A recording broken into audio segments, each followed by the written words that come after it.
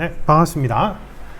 이번 영상은 그 Q&A 시간인데, 그 여러 가지 질문을 하신 것 중에 제일 대표적인 게 이제 이 나이프를 앞손에 줘야만 하냐, 이제 뒷손에 지면은 이게 이제 앞에 있냐 뒤에 있냐 이 거리 때문에 분리해서 앞손에 져야 하는 거냐, 이제 이런 식으로 이게 질문을 하신 분이 있어요. 그러니까 이제 나이프 교전 시에 나이프를 든 손의 위치가 앞손이냐 뒷손이냐, 또는 앞손이냐 뒷손이냐에 따라서 차이가 나는 전략적 차이는 뭐냐, 뭐 이런 거, 이런 질문이에요. 질문 취지는 일단 기본 원칙은 나가 있는 발 손을 앞으로 내밀고 앞손에 들고 있어야 돼요. 이걸 이제 정검으로 지든지 역검으로 지든지 싹싹이든지 타칼이든지 내가 앞에 나가 있는 발 쪽에 손을 앞에 내밀고 나가 있어야 돼요. 왜 그럴까요?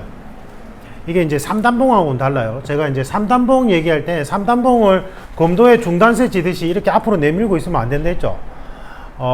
양손검과는 달리 중단세의 의미가 없을 뿐더러 3단봉은 무겁기 때문에 한 손으로 이렇게 중단세 잡듯이 이렇게 앞으로 내밀고 있으면 들어서 내리쳐야 되고 팔에 데미지가 간댔잖아요. 근데 이 나이프는 아니에요. 나이프는 앞으로 내밀고 있어야 돼요. 그죠? 내밀고 있어야 되고 앞에 나가 있는 발 앞손이 나가 있어야 돼요. 나가 있어야 되는데 왜 그럴까요? 뒤에 있으면 안 돼요? 뒤에 있어도 돼요. 근데 앞손에 기본적으로 원칙상 나가 있어야 돼요. 왜 그럴까요?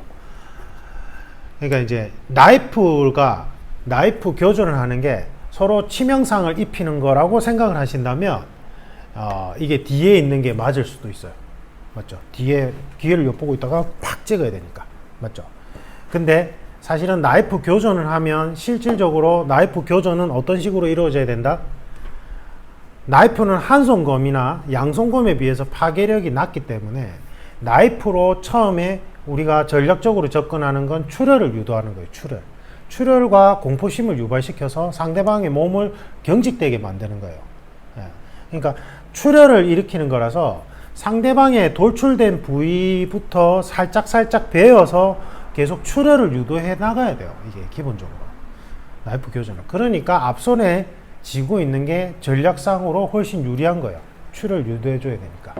그런데 만약에 내가 방패로 쓸 수 있는 그 무언가가 같이 들고 있다면 나이프는 당연히 뒷손으로 가 있어요. 뒷손으로. 앞에는 방패막이 늘고. 그럼 이건 너무 좋죠. 방패도 있고 공격 무기도 있고. 그러면 예를 들면 군인분들은 저기 전술 장갑 중에 보면 이게 도검류가 잘 안 베이는 전술 장갑이 있어요. 두꺼운 거, 방검 기능이 있는 거. 그런 전술 장갑을 끼고 있다면 이거는 방패 역할을 할 수 있으니까 당연히 앞손에 내밀고 뒷손에 쥐는 것도 괜찮아요. 전략상.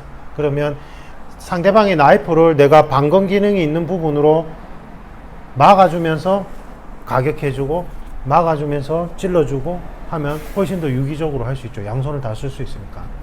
아니면은 뭐 여기 보호대 헝겊이나 책을 많이 감았어요. 그래서 이 보호구 역할을 할 수 있어요. 그러면 내가 방패로 막음과 동시에 공격을 할 수 있겠죠. 그러면 이 뒷손에 있어도 상관없어요.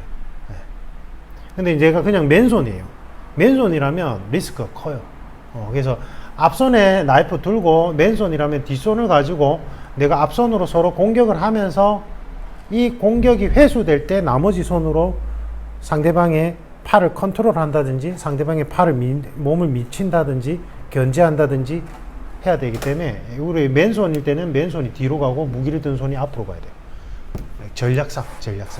그래서 저희가 이제 사실은 일반인들은 나이프 배울 필요가 없잖아요. 근데 이제 제가 가르치는 분들은 다 이제 직업 특성상 필요한 분들도 많고 그리고 이제 그런 사람을 상대해야 되는 직업군이 많다 보니까 저희가 나이프 수련을 체계적으로 하면서 나이프 스파링 위주로 하는데, 일단 기본적으로 제가 나이프 스파링을 할 때는 앞에 들게 해요. 앞에 들게. 그 다음에 이제 시뮬레이션 훈련할 때는 앞에 뭐 가방이라든지 아니면 뭐 옷을 칭칭 감는다든지 해서 보호 장구를 투고 뒤에 하는 것도 하긴 해요. 하긴 하는데 원칙과 예외라고 생각하시면 좋을 것 같고, 전략상 제일 유리한 쪽으로 잡으시면 돼요. 뭔가 딱 뚜렷하게 정해진 건 아니지만. 근데 이제 어쨌든 나이프의 기본 개념은 뭐다? 살짝 출혈 유도해가지고 이 사람의 기동성이나 공포심으로 몸을 경직하게 만든 다음에 이제 데미지를 입힙니다. 근데 이게 군인들 말고는 뭐 쓸 일이 없으니까. 맞죠? 근데 이제 전문 칼잡이는 그렇게 행동하겠죠. 우리가 이게 일반인들이 이 나이프를 배우는 거, 나이프가 들어오는 공격 루트를 알아서 효과적으로 대응하기 위한 거니까. 맞죠? 그래서 그런 개념으로 이해하시면 좋을 것 같아요. 다음 영상에는 그 턴파를 양손으로 드는 게 괜찮은 건지, 아니면 전략상 뭔가 주의해야 되는 상황이 있는 건지 질문하신 분이 있어가지고 그거 안내해 드리겠습니다. 안내해드리고, 오늘은 나이프를 든 손은 어디에 둘 것이냐, 좀 달라지죠. 근데 이제 다대일 상황이라면 조금 개념이 달라져요. 제가 1대1 상황이라면 내 면적을 줄여줘야 되니까, 1대1 상황에서는 앞에 있는 사람에 대한 내 면적을 줄여줘야 되니까 이렇게 서야 된다 했잖아요. 그죠?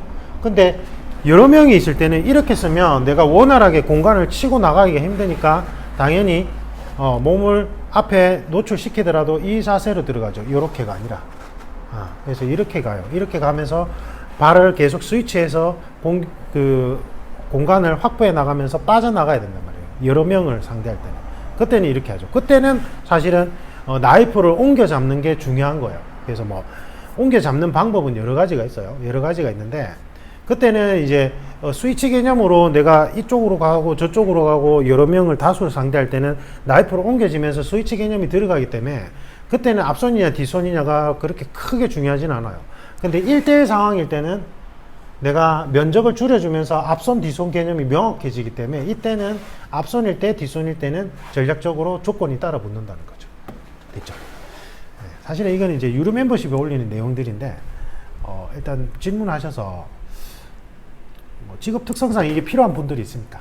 그죠? 아니면 뭐 그런 사람을 상대해야 되는 직업군에서는 도움이 될 거라고 생각해서 이제 안내를 해드리고, 턴파가 사실 유용한데, 다음 시간에는 제가 이제 턴파를 양손으로 들 경우, 한 손으로 들 경우에 이제 유의사항들에 대해서 설명하는 영상 Q&A 가지도록 하겠습니다. 그래서 지금 제가 유료 멤버십을 통해서 기술을 계속 이제 강의를 하기 때문에 이제 공개 영상으로 올리는데 조금 이제 제약 사항이 있거든요. 그러니까 이런 질문들은 편안하게 댓글에 매너 있게 좀 정중하게 댓글 달아주시면 제가 보고 영상으로 제작해서 바로바로 알려드릴 수 있도록 하겠습니다.